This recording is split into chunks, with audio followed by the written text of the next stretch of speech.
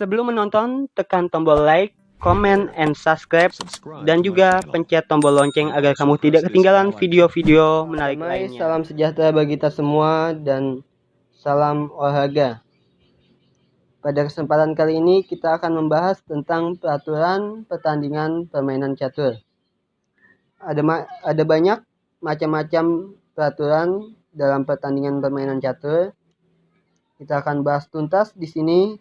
Sebelumnya kita akan bahas tentang sanksi yang akan diterima saat melakukan pelanggaran dalam permainan catur. Ada beberapa sanksi, diantaranya adalah pengurangan waktu atau waktu jam berpikir kita akan dikurangkan kalau kita melanggar. Kedua, pada sekarang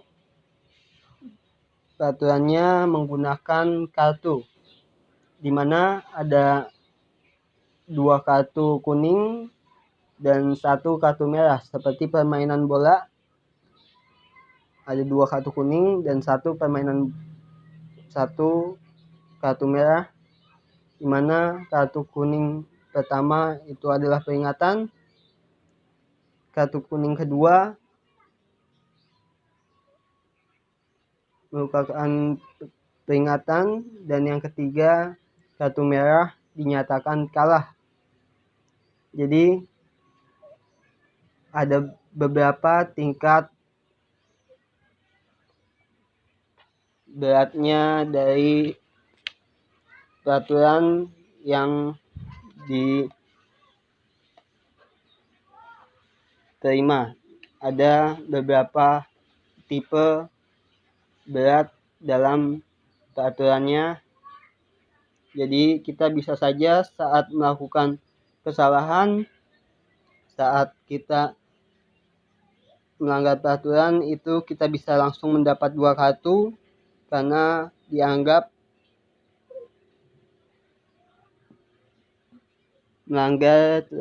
pelanggarannya sudah berat ya. Yang ketiga langsung kalah karena mendapatkan kartu merah. Oke, kita akan langsung saja. Pertama adalah pegang jalan.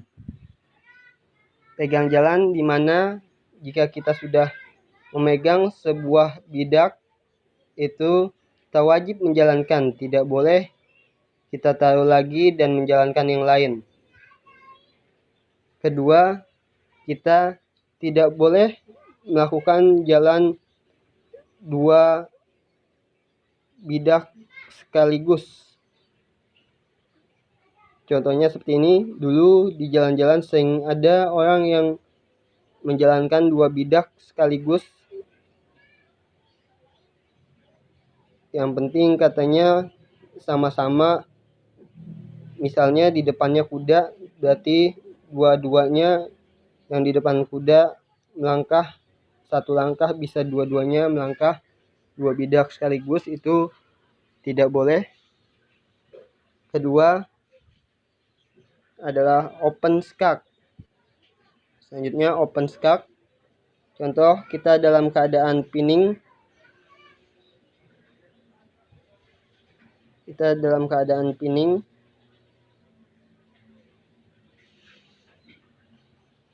Nah, dalam keadaan pinning seperti ini, kita tidak boleh mengangkat kuda karena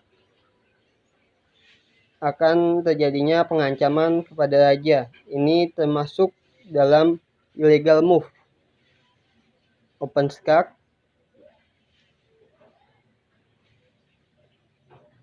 Kuda tidak perlu jalan, boleh menjalankan yang lain karena kuda dalam keadaan pinning.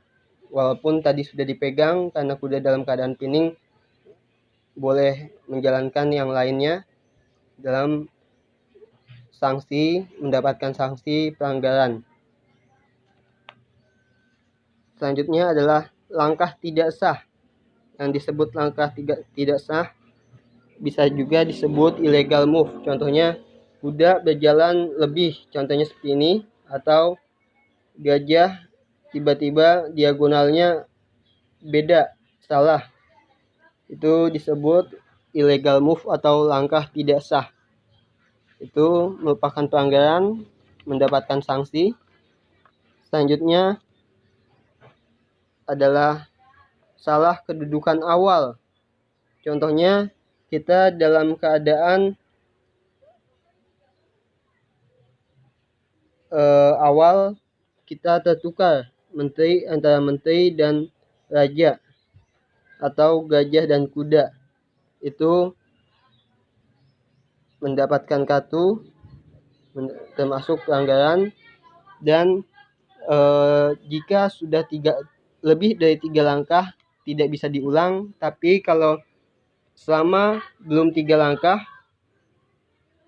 masih 1 langkah jalan, terus sadar bahwa ada yang ketukar antara gajah dan kuda contohnya, itu bisa diulang untuk diubah semestinya tempatnya.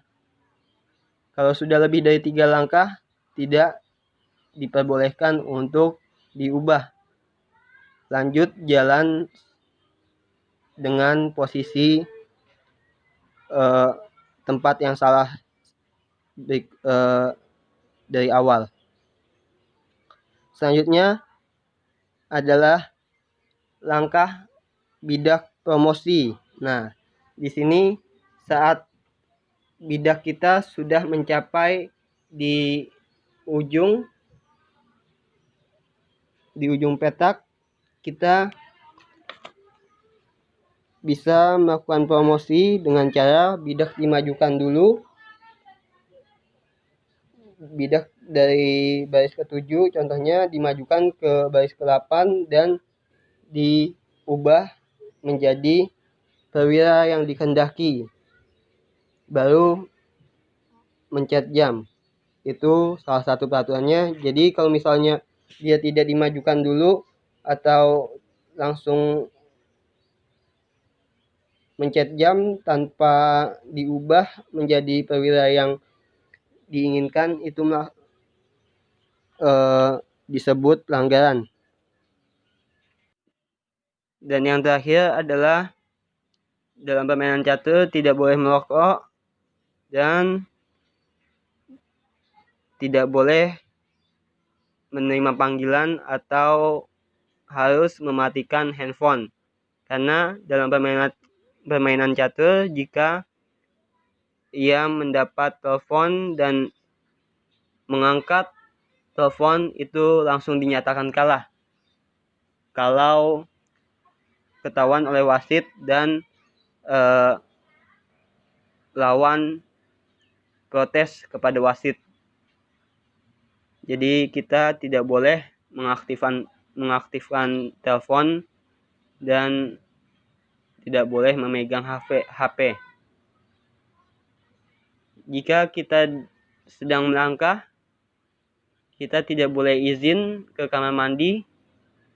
Kita diwajibkan melangkah dulu dan menekan jam, baru kita izin ke kamar mandi.